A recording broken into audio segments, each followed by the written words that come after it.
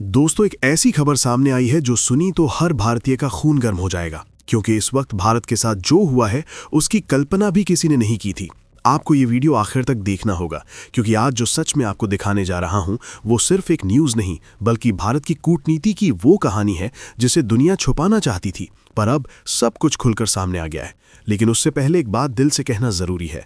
आप लोग रात भर वो वीडियोस देखते हैं जिनका ना देश से लेना देना है और ना ही समाज से, पर जब बात भारत की आन बान और शान की होती है, जब बात तिरंगे की इज्जत और भारत की शक्ति को दुनिया के सामने दिखाने की होती है, तो वही लोग चुप हो जाते हैं। ना लाइक, ना सब्सक्राइब, ना ही एक सिंपल भारत माता की जय कमेंट करते हैं। इसलिए दोस्तों, अगर आप सच में भारत से मोहब्बत करते हैं, अगर आपको गर्व है कि आप एक भारतीय हैं, तो अभी इसी वक्त इस वीडियो को लाइक करो, हिंदुस्तान रियल वॉइस को सब्सक्राइब करो और कमेंट में लिखो भारत माता की जय, ताकि दुनिया को पता चले कि भारत उठ चुका है, भारत झुकने वाला नहीं है। अब चलिए दोस्तों, बात करते हैं उस मामले की जो इस वक्त पूरी दुनिया का रुख बदलने वाला है।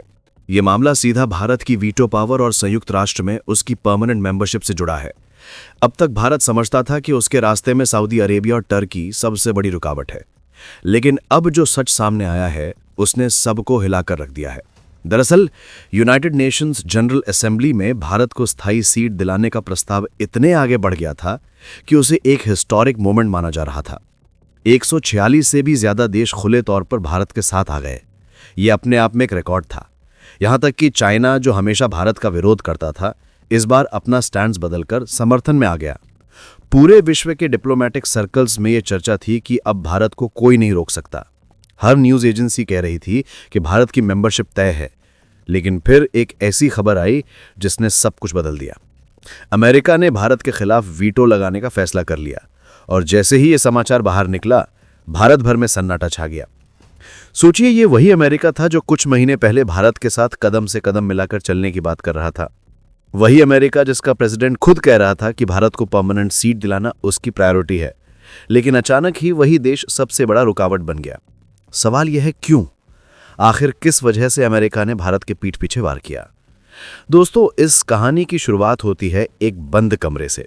वही कमरा जहां यूनाइटेड नेशंस सिक्योरिटी काउंसिल के 5 परमानेंट मेंबर्स बैठे थे: रशिया, चाइना, अमेरिका, फ्रांस और ब्रिटेन।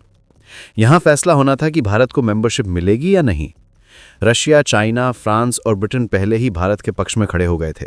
बस एक देश की हाँ चाहिए थी और भारत का सपना पूरा हो जाता। लेकिन उस वक्त सब कुछ बदल गया। अमेरिका ने सीधे कह दिया वो भारत के प्रस्ताव को वीटो करेगा। सोचिए दोस्तों, ये वही अमेरिका है जो खुद को भारत का सबसे बड़ा स्ट्रेटेजिक एलाई बताता है। वही अमेरिका जिसका प्रेसिडेंट खुद कह रहा था कि भारत को परमानेंट सीट दिलाना उसकी प्रायोरिटी है। लेकिन अचानक ही वही देश भारत के रास्ते की सबसे बड़ी दीवार बन गया। सवाल यह है, क्यों? आखिर कौन सी मजबूरी थी जिसके कारण अमेरिका ने भारत के पीठ पीछे छुरा घोंपा? जब भारत तक ये खबर पहुंची तो विदेश मंत्रालय से लेकर प्रधानमंत्री कार्यालय तक सबके होश उड़ गए। किसी को भी यकीन नहीं हो रहा था कि वही देश जिसके साथ भारत ने रक्षा समझौते किए, व्यापार बढ़ाया और लोकतांत्रिक मूल्यों की बात की, वही भारत के खिलाफ चल रही साजिश का असली किरदार बन जाएगा। लेकिन दोस्तों, असली कहानी इससे भी ज्यादा गहरी है। भारत अब तक समझता था कि सऊदी अरब और टर्की ही इस खेल के मास्टरमाइंड हैं, लेकिन असल में ये दोनों तो सिर्फ मोहरा निकले। पूरा प्लान तो वॉशिंगटन में तैयार हो रहा था। दरअसल सऊदी और पाकिस्तान के बीच जो समझौता हुआ था, उसकी पूरी स्क्रिप्ट अमेरिका के दिमाग में लिखी गई थी। कुछ दिन पहले कतर की राजधानी दोहा में मुस्लिम देशों की एक बड़ी मीटिंग हुई थी, जिसमें सऊदी अरब और पाकिस्तान ने भारत के खिलाफ एक साझा प्रस्ताव बनाया था। लेकिन दोस्तों, इस बैठक से बस 3 दिन पहले डोनाल्ड ट्रंप और सऊदी के युवराज मोहम्मद बिन सलमान के बीच एक देर रात तक गुप्त मुलाकात हुई थी। उसी मीटिंग में यह तय हो गया था कि भारत की यूएन परमानेंट सीट को हर हाल में रोकना है। और हैरानी की बात यह है कि उसी मुलाकात के सिर्फ 48 घंटे बाद पाकिस्तान के रक्षा मंत्री भी वॉशिंगटन पहुंचे और ट्रंप से सीधी बात की। मतलब पूरा गेम पहले से सेट था। भारत को इस साजिश की भनक तब लगी जब इजराइल की खुफिया एजेंसी मोसाद ने एक रिपोर्ट भेजी। रिपोर्ट में लिखा था कि सऊदी और टर्की सिर्फ पर्दे के खिलाड़ी हैं, असली मास्टरमाइंड अमेरिका है। जैसे ही ये रिपोर्ट भारत के विदेश मंत्रालय तक पहुंचा, माहौल अग्नि जैसा गर्म हो गया। एस जयशंकर ने तुरंत एक उच्च स्तरीय मीटिंग बुलाई और खुले शब्दों में कह दिया, अब ये कूटनीतिक जंग सामने से लड़ी जाएगी। जयशंकर ने तुरंत एक हाई लेवल मीटिंग बुलाई और साफ शब्दों में कह दिया, अब ये कूटनीतिक जंग छुप कर नहीं, सामने से लड़ी जाएगी। भारत अब चुप रहने वाला नहीं है।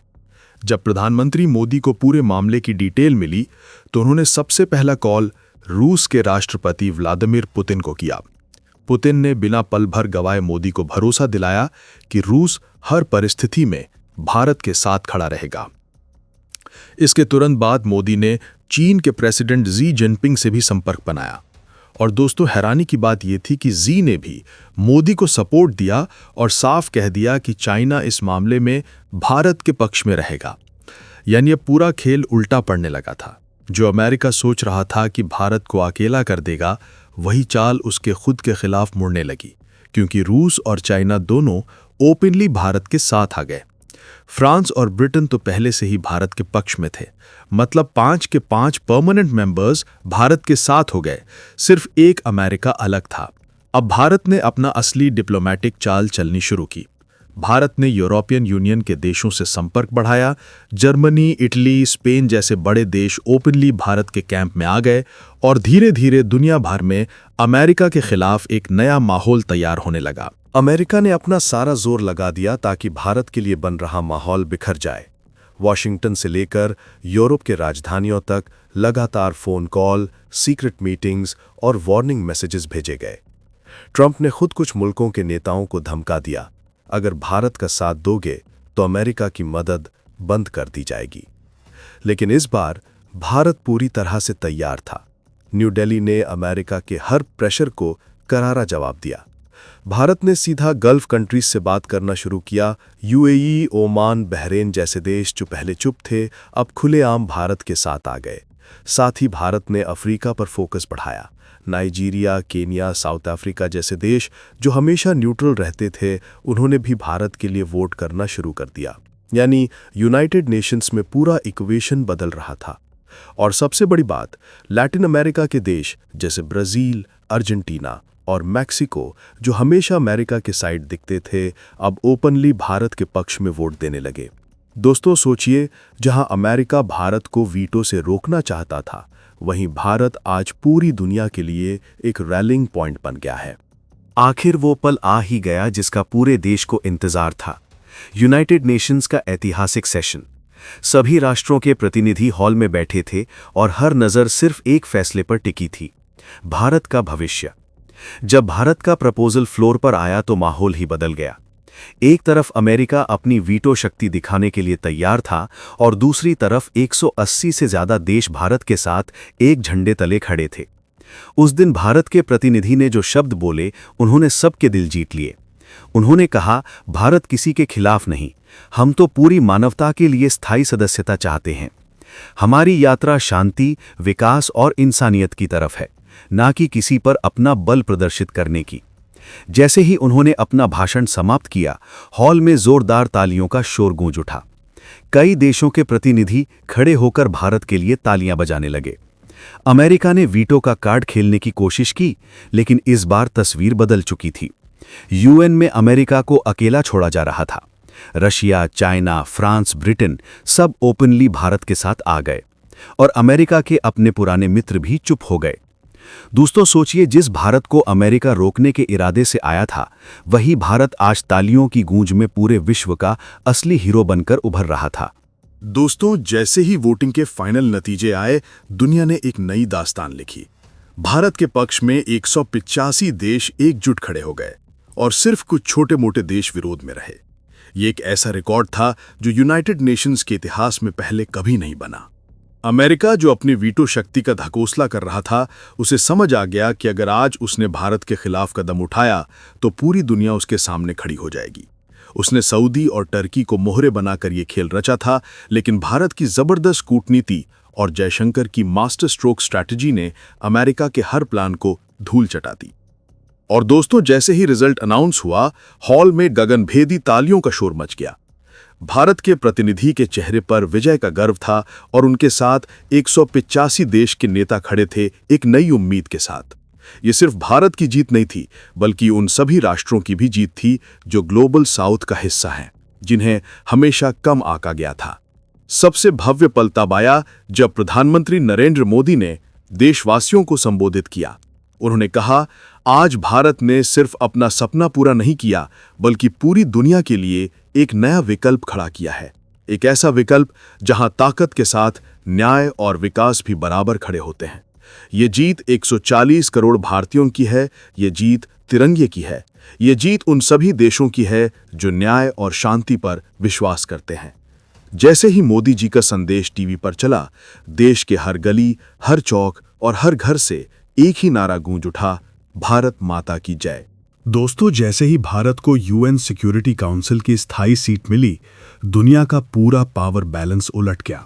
भारत अब सिर्फ एक राइजिंग पावर नहीं रहा, बल्कि एक असली डिसीजन मेकर देश बन चुका है। सबसे पहला कदम भारत ने उठाया नए दोस्ती और नए अलायंस बनाने का। अफ्रीका, लैटिन अमेरिका और साउथ ईस्ट एशिया के छोटे छोटे देश जो हमेशा इग्नोर होते आए थे, भारत ने उन्हें अपनी टॉप प्रायोरिटी बना लिया। जयशंकर ने खुद उनसे बातचीत करके ये साफ कर दिया कि यूएनएससी की ये कुर्सी सिर्फ भारत की नहीं, बल्कि उन सभी देशों की भी है जो अब तक चुपकर बैठे थे। दूसरा कदम था ग्लोबल मुद्दों पर अपनी मजबूत पोजीशन लेना, चाहे बात हो क्लाइमेट चेंज की, टेररिज्म की, इनइक्वालिटी की या पीस कीपिंग की। भारत ने सबको दिखा दिया कि अब फैसले सिर्फ अमेरिका या यूरोप की मर्जी से नहीं होंगे, बल्कि ग्लोबल साउथ की आवाज़ भी दुनिया में गूंजेगी। और दोस्तों, सबसे धमाकेदार पल तब आया जब अमेरिका ने अपनी पुरानी दबंगाई दिखाने की कोशिश की। लेकिन इस बार भारत ने सामने से जवाब दिया कि भारत किसी भी देश के दबाव में नहीं आएगा, हम सिर्फ सहयोग और संवाद के लिए तैयार हैं। ये लाइन पूरे ग्लोब की हेडलाइन बन गई। रशिया और फ्रांस ओपनली भारत के साथ आ गए और चाइना को भी समझ आ गया कि अब भारत से टकराना उसके लिए खुद एक नुकसान का सौदा हो सकता है। इस नए दौर में भारत ने अपनी इकोनॉमी और टेक्नोलॉजी को डिप्लोमेसी का हिस्सा बनाया। डिफेंस डील्स, ट्रेड एग्रीमेंट्स और टेक ट्रांसफर के जरिए भारत ने साबित कर दिया कि वो सिर्फ एक मिलिट्री पावर नहीं, बल्कि एक पूरा ग्लोबल लीडर है। और सबसे खास बात, अब यूएनएससी का हर फैसला भारत के बिना अधूरा लगता है, और जब भारत बोलता है तो पूरी दुनिया चुप होकर सुनती है। दोस्तों, भारत की यूएनएससी परमानेंट मेंबरशिप ने सिर्फ एक कुर्सी नहीं दी, बल्कि पूरे ग्लोबल ऑर्डर की जमीन हिला दी। अब नए नियम लिखे जा रहे हैं और उनके बीचों बीच भारत खड़ा है। सबसे पहला असर पड़ा डिसीजन मेकिंग पर। जो 5 परमानेंट मेंबर्स हमेशा अपनी मर्जी चलाते थे, अब उन्हें भारत की बात सुननी पड़ रही है। हर मीटिंग में भारत एक ही लाइन दोहराता है, विश्व की गवर्नेंस तभी इंसाफ पर आधारित होगी जब हर रीजन और हर आवाज को बराबर सम्मान मिले। फिर भारत ने एक नया कॉन्सेप्ट दुनिया के सामने रखा, कलेक्टिव साउथ वॉइस। मतलब एशिया, अफ्रीका और लैटिन अमेरिका के छोटे और डेवलपिंग देश एक साथ एक प्लेटफॉर्म से बोलेंगे। ये पहल उन सभी मुल्कों के लिए एक नई उम्मीद थी जो अब तक इग्नोर होते आए थे। दूसरा बड़ा धमाका था रिफॉर्म एजेंडा। भारत ने खुलेआम चैलेंज किया, अगर यूएनएससी को 21वीं सेंचुरी का इंस्टीट्यूशन बनना है तो उसका स्ट्रक्चर बदलना होगा। ट्रांसपेरेंसी, अकाउंटेबिलिटी और वीटो पावर के गलत इस्तेमाल पर रोक लगाने का भारत ने एक पूरा ब्लूप्रिंट प्रेजेंट किया। जब ये एजेंडा रखा गया तो हॉल में एक गहरा सन्नाटा छा गया, क्योंकि जो बात सब सोच रहे थे उसे भारत ने सबके सामने रख दिया। अमेरिका और उसके पुराने एलाइज पहले घबरा गए, लेकिन जल्द ही उन्हें समझ आया कि भारत को इग्नोर करना मतलब खुद को दुनिया से अलग कर लेना। धीरे धीरे उन्होंने भी भारत के रिफॉर्म्स पर बात करना शुरू कर दिया। और दोस्तों, सबसे बड़ी बात, भारत अब सिर्फ एक पावर नहीं, बल्कि एक मॉरल लीडरशिप के रूप में उभर रहा है। जब भी कोई ग्लोबल संकट होता है, चाहे जंग हो, एनर्जी क्राइसिस हो या क्लाइमेट डिजास्टर, सबसे पहले दुनिया की नज़र भारत पर जाती है। ये वही लम्हा था जब दुनिया ने मान लिया एक नया ग्लोबल ऑर्डर जन्म ले चुका है और उस ऑर्डर का असली आर्किटेक्ट भारत है।